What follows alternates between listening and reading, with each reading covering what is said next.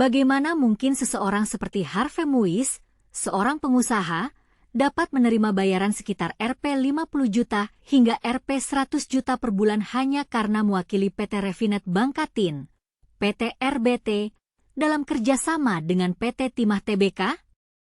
Itu adalah pertanyaan yang menggantung di benak kita. Hakim pun penasaran dengan fee yang diperoleh Harvey karena mewakili PT RBT. Direktur Utama PT RBT, Suparta, mengatakan fee untuk Harvey sebesar Rp50 juta sampai Rp100 juta per bulan. Tapi untuk ini, saksi Harvey Muiz dapat apa dari RBT? Sedangkan sering datang gitu, Pak, sering datang, malah mengalahkan direktur utamanya gitu. Kenyataannya kan gitu ya, kata Ketua Majelis Hakim Eko Arianto di Pengadilan Tipikor Jakarta Pusat. Suparta menjawab, iya, Yang Mulia. Makanya, masak gratisan, Pak. Hakim pun memancing, saya ada kasih setiap bulan berkisar. Nggak tentu antara Rp50 juta sampai Rp100 juta, Yang Mulia. Harvey juga mengakui menerima bayaran itu. Dia mengaku baru tahu ada bayaran setelah melihat rekening koran miliknya saat diperiksa penyidik dalam kasus dugaan korupsi pengelolaan timah yang juga menjerat dirinya sebagai terdakwa.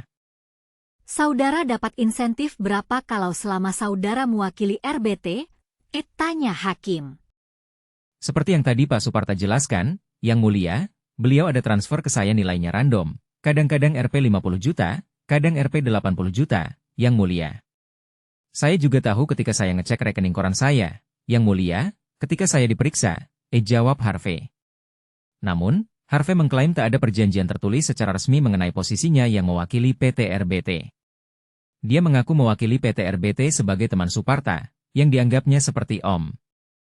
Ada perjanjian nggak kepada saudara diberikan ini kalau saudara berhasil menyelesaikan proyek ini, atau pertemuan ini nanti kalau berhasil sesuai dengan keinginannya?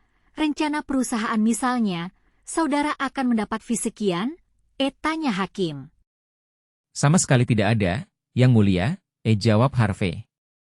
Suparta dan Harvey, yang juga terdakwa dalam kasus ini, dihadirkan sebagai saksi untuk terdakwa Suito Gunawan alias Awi selaku beneficial owner PT Stanindo Inti Perkasa, Robert Indarto selaku Direktur PT Sariwiguna Bina Sentosa sejak 30 Desember 2019, dan Rosalina selaku General Manager Operasional PT Tinindo Internusa selama Januari 2017 hingga 2020. Dalam dakwaan yang dibacakan jaksa, Harvey disebut sebagai pihak yang mewakili PT Refinet Bangkatin dalam urusan kerjasama dengan PT Timah. Harvey disebut melakukan kong-kali-kong dengan terdakwa lain terkait proses pemurnian timah yang ditambang secara ilegal dari wilayah tambang PT Timah, yang merupakan BUMN. Jaksa mengatakan kerja sama sewa peralatan prosesing pelogaman timah PT Timah dengan 5 smelter swasta itu hanya akal-akalan belaka. Jaksa mengatakan harga sewanya juga jauh melebihi nilai harga pokok penjualan, HPP, smelter PT Timah. Jaksa mengatakan suami artis Sandra Dewi itu meminta pihak-pihak smelter menyisihkan sebagian dari keuntungan yang dihasilkan. Keuntungan yang disisihkan seolah-olah untuk dana Corporate Social Responsibility, CSR. Jaksa mengatakan dugaan korupsi ini telah memperkaya Harvey Muiz dan Crazy Rich pemilik Money Changer, Helena Lim, sebesar Rp420 miliar. Harvey Muiz juga didakwa melakukan tindak pidana pencucian uang, TPPU. Sementara itu, Helena didakwa menampung uang dari kasus dugaan korupsi ini. Kasus dugaan korupsi pengelolaan timah ini sendiri disebut merugikan negara Rp300 triliun. Kerugian berasal dari kerjasama tanpa kajian hingga kerusakan lingkungan. Sandra Dewi, istri Harvey Muiz, juga terlibat dalam kasus ini.